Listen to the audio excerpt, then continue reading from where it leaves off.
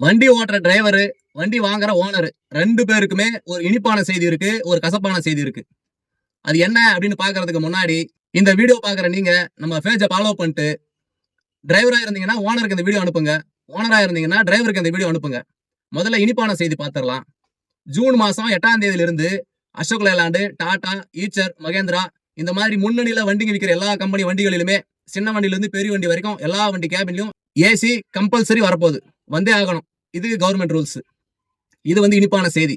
கசப்பான செய்தி என்னன்னு பாத்தீங்கன்னா, எல்லா வண்டிகளிலும் ஏசி வர்றதுனால வண்டி ரேட்டு ஏறப்போகுது.